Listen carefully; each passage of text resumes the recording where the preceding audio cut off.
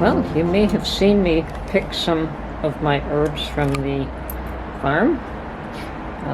There is some sage hanging and some of my thyme hanging.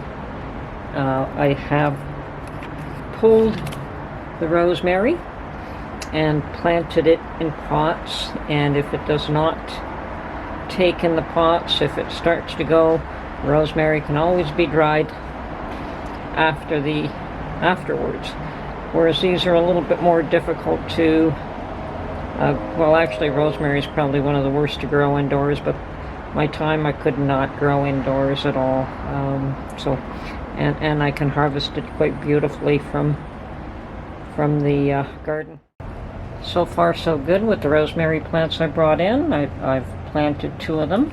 Now one does seem to be drying out a little bit, and as I said, if it does not survive being planted, it will dry and it can be used that way. My basil plant is quite healthy and growing, and yes, I'm going to try and take this inside and just take cuttings whenever I want to use it. And here you could see that my little bay tree is somewhat recovering. It's doing well. I didn't think it was going to survive, but it has put out new leaves, and I've taken some of the dried ones, the ones that had the dried edges off. There's only one little branch with a few of those left. I think there's only 3 leaves left that are super dry along the edges, but the new ones seem to be holding up just fine. I was told that maybe watering it too much would cause that, which is kind of strange when you think that overwatering will cause the leaves to dry out. My other bay tree, which has been planted in a great big huge pot, a larger plant that I'm hoping will grow quite large and replace the one that I lost that was like 5 feet tall. This one is about 1.5 feet at this point, 18 inches, doing beautifully. It's put out new leaves that have already hardened, and slow growing plant though, and I really do miss my very large one, but just have to not harvest too many leaves off this for a while yet. Of course, I did have another 2 pots of rosemary planted, so even if the ones that I just pulled out of the ground don't survive, I do have 2 pots planted, and they look like they're doing just fine. They've been in this soil, in these pots, for quite a while. Okay, so once the herbs are dry, what do we do with them? Well, the thyme I have already freed from the stems, I guess you can call it that. All I had to do was rub it together to free the thyme bits, and then I took a strainer and strained out 90% of the worst of the large pieces of stems. There's some tiny bits of stems, the really thin ones left, but those are of no consequence. Something like that, and they can just be broken up as well. Now the dried basil, once again, I'm not a fan of dried basil, but going to see how well it retains its scent. Most herbs get stronger when they dry. I find basil is one of the few that loses its potency. Now, as I said, to free the leaves, all I do is rub. Now this is a batch of sage that is good and dry, and of course the drier the better. And you don't have to crumble it up to a powder immediately. You can just free the leaves, and then when you go to use it, you can grind it further at that point. So now, once again, I don't want the stems, so to me there is adequate amount of herbs off of this already, so I can remove some of the larger stems and then put this in the jar.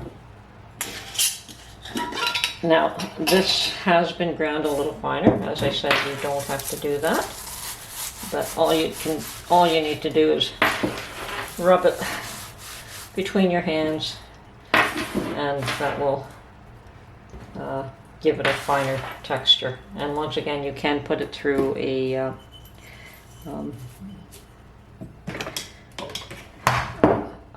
grinder to make it finer still. And I have done that with some of my rosemary. I've actually turned some of my rosemary into a shaker type powder, and some I have left pretty much whole. So, and I think this bunch I'm also going to leave pretty much whole. So let me just wipe the sage away before I work on the rosemary. Okay, rosemary, same thing. Just rub it between your hands to free up the leaves.